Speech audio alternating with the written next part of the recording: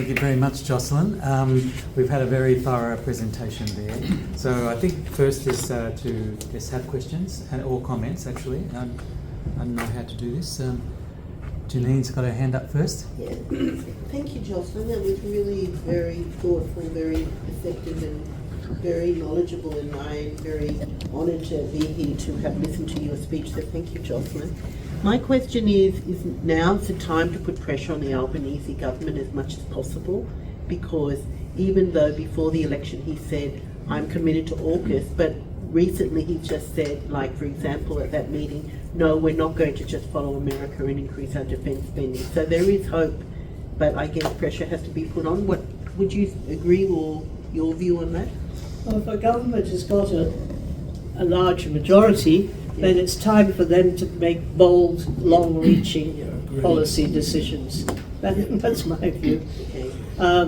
Of course, the Labour Party has got its factions, and there clearly are differences between Miles and Albanese. You could see that in their exchanges just over the last couple of days. Yeah. So they have to sort that out. We can't do that for them, but we can put pressure on our own. Yeah. Okay, Michael's next. Yeah. And then I'm interested in more of a modern view of where we are. I've never heard you mention BRICS once, Yes. or the expanding energy that BRICS is generating. I think everyone knows what BRICS is. There is one other question, and that is that I'm a Quaker, Yes. and people still talk about the oppression in China, but I have seen no evidence. I look at China, I look at Chinese infrastructure, I am absolutely astounded what China is doing for themselves and for the rest of the world, the deep water seaports, the power station in Bali, the new capital in Egypt, plus all the Belt and Road. China has, if you want to be honest, if there is conflict and it's branching out into any sort of war, China has already won it, because China is the one that is making friends and influencing people throughout the world. I do read, and I am very interested in what goes on in China. Yeah. Thank you. There's a lot in what you say. Just a couple of comments. I can't cover everything, because first of all, on BRICS and what China calls the global south.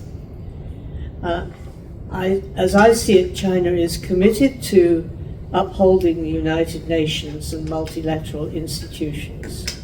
There's been a great trend, starting with the United States, which doesn't like the United Nations, but it's moved over to Australia. So, since the Howard government, a lot of our diplomatic push has been to sign bilateral agreements and to rely on bilateral transactional arrangements rather than on the global multilateral institutions. China is a supporter of multilateralism, and they are in those institutions looking to achieve a proper recognition of their status as a global player. And not been easy, because the multilateral institutions started before China rose to that eminence. And they rely on the support and the vote of the global south. And this is a real power, and I think accommodation has to be found for the global south and for China in multilateral institutions. Look, there was one follow-up question, and it's a very important one. Are all aware that China now has freedom of religion, and it's China-wide, to the best of my knowledge? And the idea is, with freedom of religion in China, you can have your freedom of religion, China comes first, and that means places like the Himgop provinces out west, the Muslim, they get on well with China because they are understanding that they have their freedom but they must put China first. I think it's working nationwide in China, their attitude towards freedom of religion. Please don't forget that I have Michael. tried, now listen, hear me out. Come to I the have question, tried to Michael. understand as much as I possibly can on this subject. Yeah, it's very perceptive comments, thank you. Yeah, freedom of religion is certainly part of, is endorsed by China. They are sensitive to outside influence or power being exerted from outside China. So it's within national sovereignty is principle number one, and freedom of religion is subordinate to that.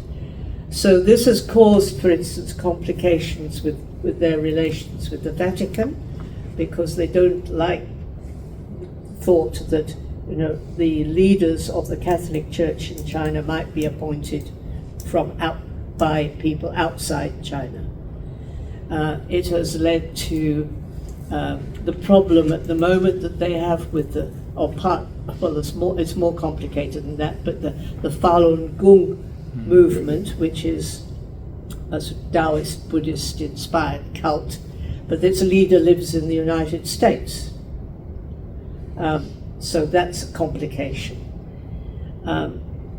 I myself have attended church services in China, and I have friends who are members of home churches, so they're not actually attending any organized congregation, but they conduct worship services in their own homes. And it's a very powerful movement, and the numbers of new members of both the home churches and of the organized churches is growing all the time. It's one of the parts of the world where you can see it's a very active and vibrant community. So yes, there are restrictions on it. Those restrictions are, as I say, in the area of not affecting their views of national sovereignty. So recognising the government. That's my comment on religion. Thank you. We'll go now to Jerry and then to Mark.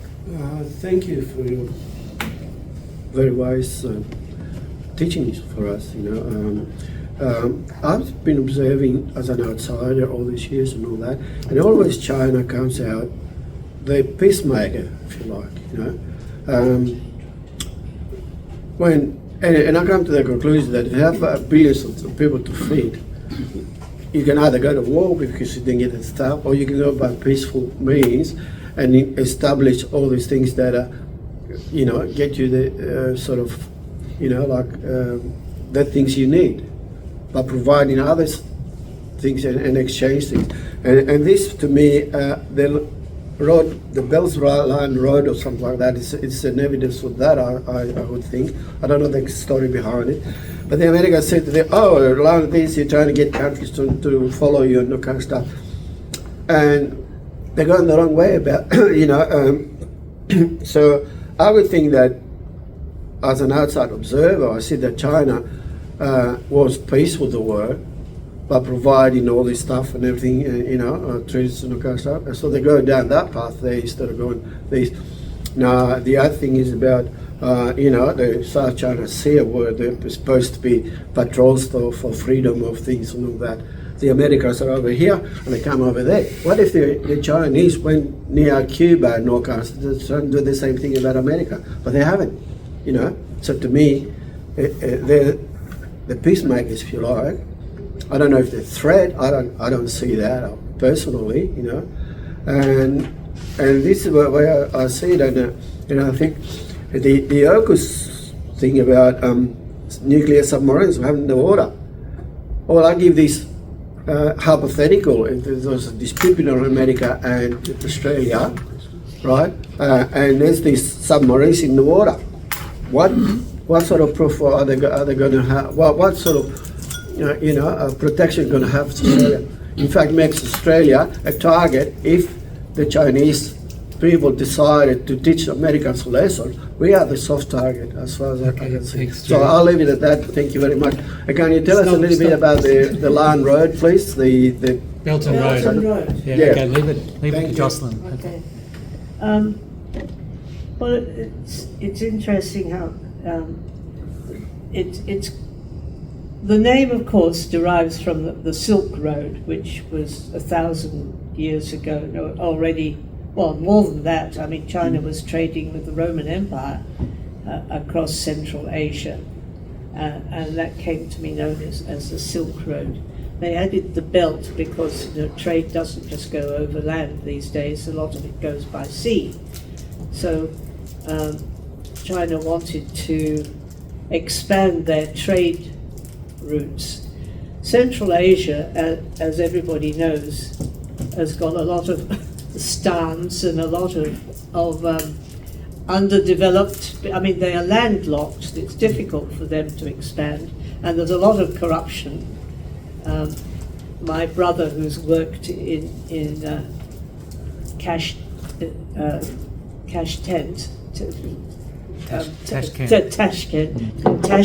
calls it cash tent.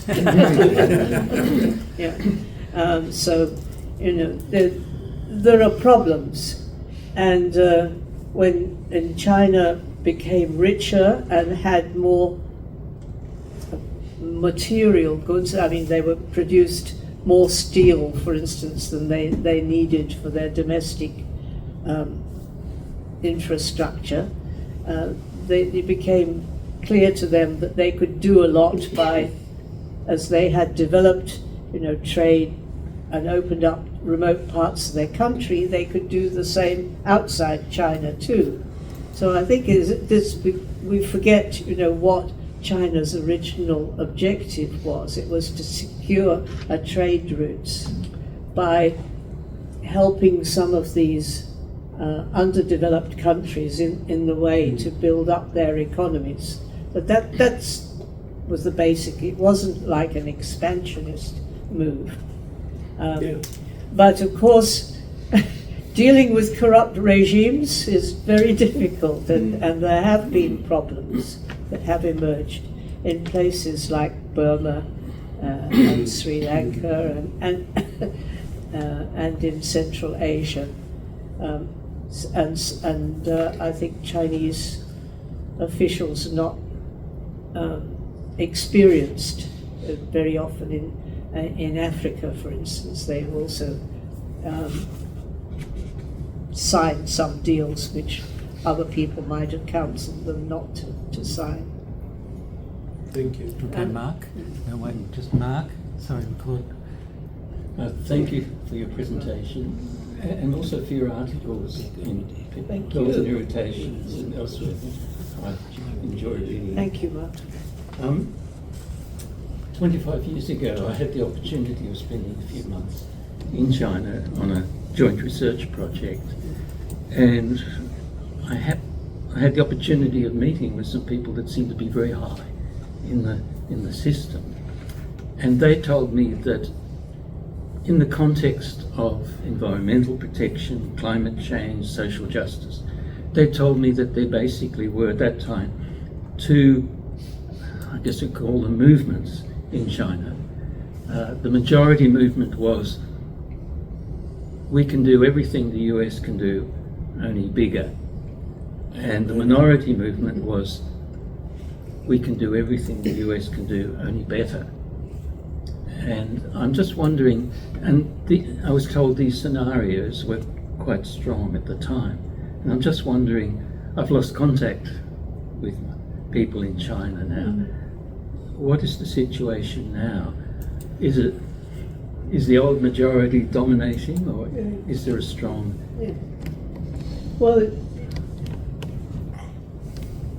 I think that over the last 50 years, and particularly the last 25 years, China built up a very strong links with the United States, particularly in the sort of academic research technology area.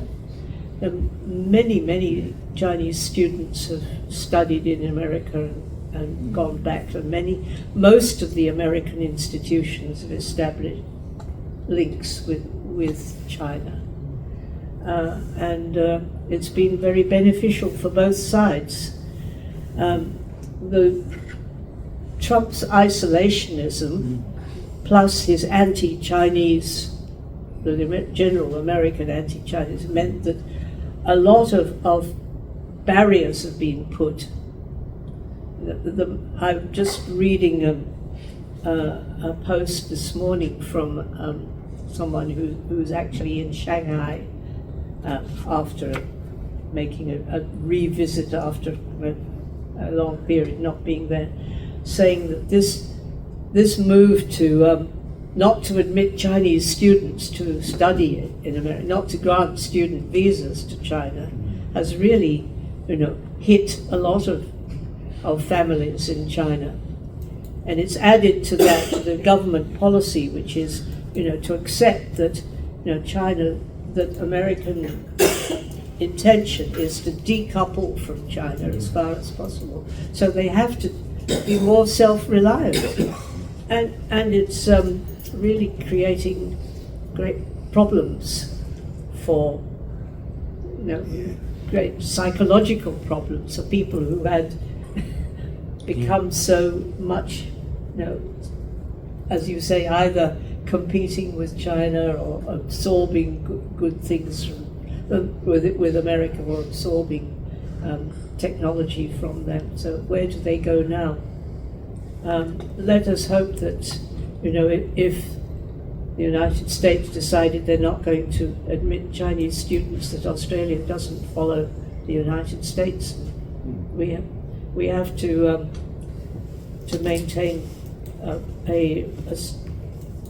our own relations with China to the best we can.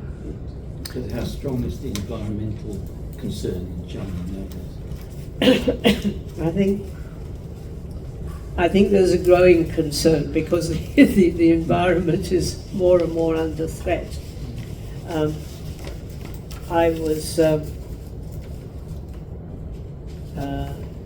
I wrote, it's quite some time ago, but about smog in Beijing, which is so bad, that you couldn't see across the street, but they have cleaned it up. And you have, it's a bit like, how London cleaned up the Thames after it. When things become really almost a disaster, and it's almost too late, that's actually what spurs people to take action against it. They are doing as much as they can, but they're fighting back against, the population increase and the industrialization increase, and a lot of very polluting industries, of course. Thank you. Okay. Have you got a few more minutes? Yeah. Yep. Okay, Claude, you're next. Jocelyn, thank you very much for your presence and also your talk, as well as Mark's many articles in Wills and Irritations. I was just very touched by when you talked about, I felt this with regard to the rise of AUKUS, the humiliation of China in the 19th century, and that this is not going to happen again. The countries that are involved in AUKUS are, those who have been the dominating, occupying colonial powers, and that had impacts on China in the past, in the 19th century and so on. But one of the other things I was thinking of is we have been left behind because we haven't sort of kept up with what's happening with China and also in the Pacific. Dame Meg Taylor said last year, and I was, that China has been involved in the Pacific for a long time already, in terms of taking in students and educating them and all that sort of stuff. And all of a sudden, we're catching up, and saying, no, this can't happen. We've got to try and get ourselves push our own way into that. Do you want to just comment on that? Yeah. Well, there seems to be this view in Australia that, this is our backyard. I don't know quite what right we have to it. This is a very colonial attitude to that China should be active, in our backyard. And who says that? Where does that particular attitude come from? That's the basic thing. I think I don't see that China's for instance, their contacts with the Solomons is an intention to set up a military base there so that they can attack Australia. I don't see that China sending a naval group, three ships, initially with New Zealand Navy on board round the south of Australia is an aggressive expedition. It's all a question of what colour you put on it. I think China has legitimate interests in the Pacific, as we do, or as America does. Okay, I'll go to you, Wayne, and then to... I've got a question, I think, and it emanates from an academic called Clive Hamilton, who wrote 2 books about China. And he's talking about soft power, and he was talking about the takeover of certain think tanks within universities, and then control of overseas Chinese students while they're out here in Australia through those think tanks. And I'm just wondering what you think about that and how you would counter that particular type of argument that's being put out there. Well, I remember being on the platform with Clive, one of those forums. He really is. I think he would have been better if he'd stuck to his original area, which was in the environment. He was doing some very good work there. I just found he went overboard. It's like the worst kind of academic research is where you start off with a thesis and then you collect all the evidence to support your thesis and you disregard anything that contradicts it. That's not proper academic work, and his books, I'm afraid, are an example of that. Just for instance, he identified an ethnic Chinese student at the ANU, and I can't remember exactly what she was accused of, but she actually took him to court later and said that she had not, in fact, said the things that he claimed that she had said. So that's one example. Another example, which I happened to mention during that forum, I remember, where I was on the same platform with him. He was talking about how Australian academics were opening up areas of research to Chinese poaching their, stealing our technological advantage. And his story was about how he had been to interview a research scientist, I think again at the ANU. He didn't mention what particular research she was engaged in, but he said while he was sitting in her office talking to her, the cleaners came in to clean the office, and they were Chinese. And he just took this as evidence about how careless Australian academics were of their research. Now, I mean, there are so many ridiculous things, I don't know where to start. I mean, if you're engaged in military sensitivity, then you don't have the ordinary cleaners. I mean, why can't the academic could perfectly well emptied her own waste paper basket, not expecting somebody to come in. Secondly, if somebody is ethnic Chinese doesn't mean that they are an agent of the Chinese Communist Party. They probably just live down the street, you know. I mean, 1/5 of our population are ethnic Chinese. It was just... I grew up Yeah. with Chinese. They had a corner store. They were here since the 1890s. And my friends have been here many more generations Yeah. than I have. Yeah. Okay. No, I mean, I don't. Sorry, I don't have much time for Clive Hamilton when he talks about China. Yeah. Thank you. Michael will be the last one. Okay. Sorry. Yeah, one after you. Mine's a bit of a comment, but I will confess I've got a copy of The Art of War too, and I've read it. Good. And it's an enjoyable read. I think that some of the comments here I find are a bit uncritical of China. I think it's important to remember that in China, civil liberties, trade unions are things that are, pretty harshly dealt with. Real Yes. trade unions, Yes. and Yeah. I think you look at the attack on democracy in Hong Kong. You look at the attack on the Tibetan people. The Chinese government is not a, and this doesn't make it out there and that much different to many other governments either, by the way. But I just think people should be clear that the Chinese government is like many of the governments. It's a big, powerful body, and it doesn't like people contesting or questioning it. I also think that when it comes to the Pacific and so on, China's not there for the good of the people of the islands or of the Pacific people. China's there, like Australia's there, for its own bloody profits and its own expansionism and its own power. So I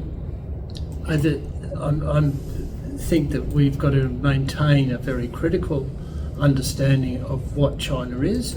This does not mean by any means that I support Australia going to war on China. Of course not. I mean, Australia's not out in the Pacific Islands to do good for people either. Australia's there for its own interests.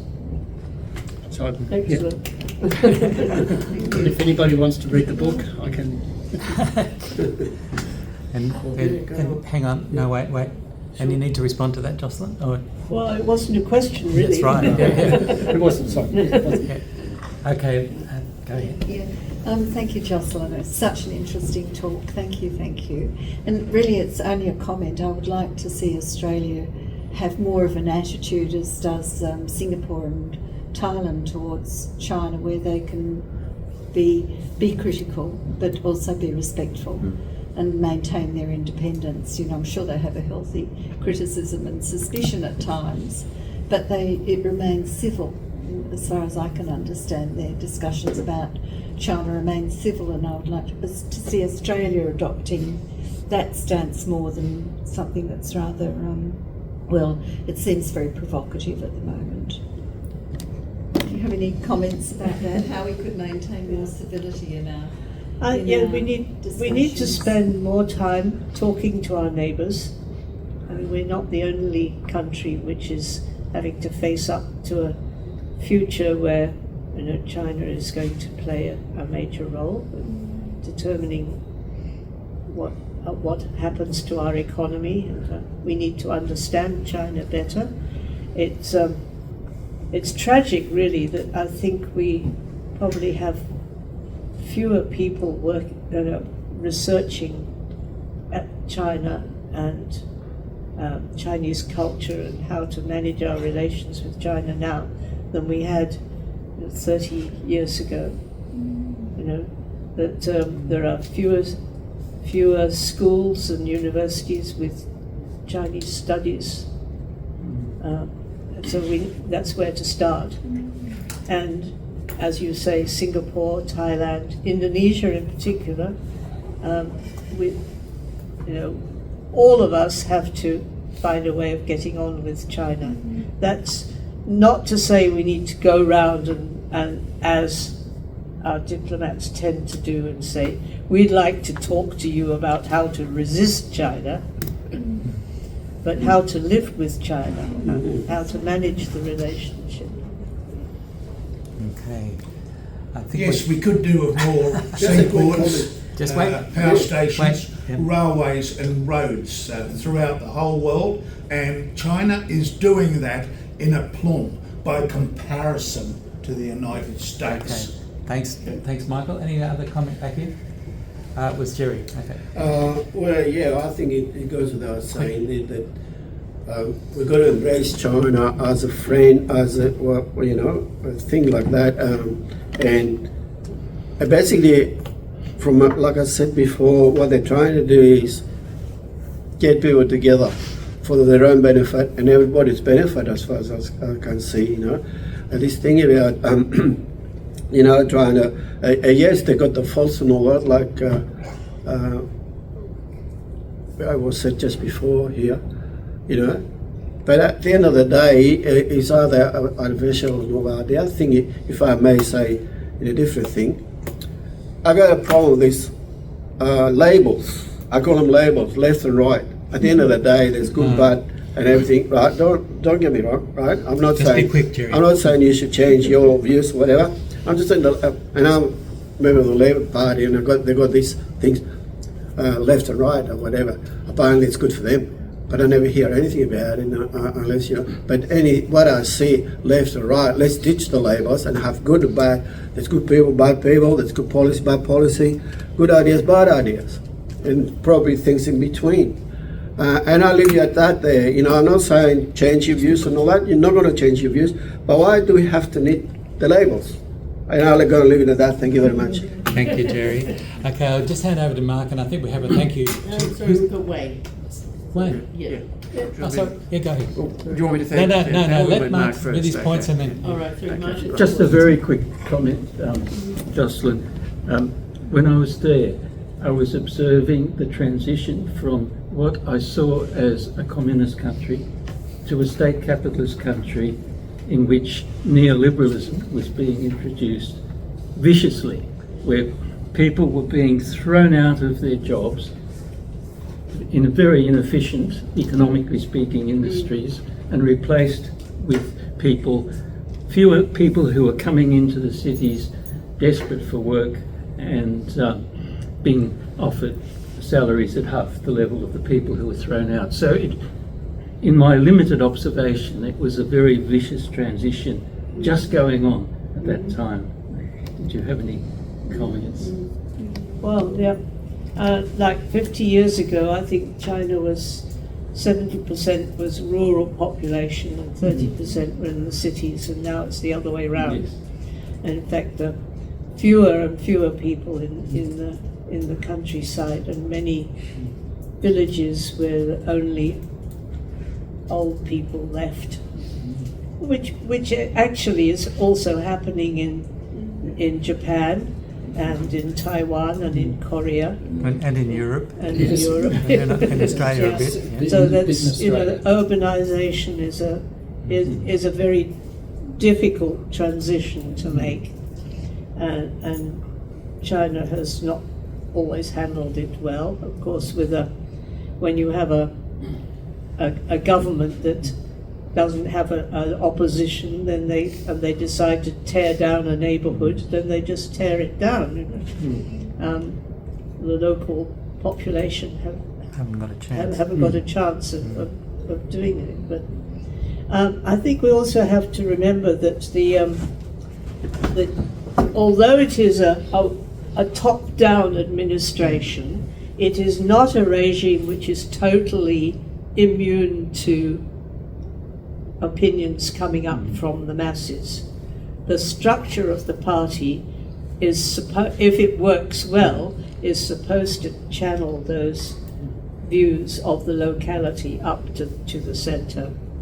And it doesn't always work, but that is actually, if you look at the training that's given to Communist Party officials, that is how they are supposed to function. Yeah. Okay, thank you very much. I'll hand over here to Wayne to say thank you. I think we should put our hands together for Jocelyn for graciously accepting our invitation to come here today. for me, it has been a very good introduction to some of the history of China that a lot of people are not aware of.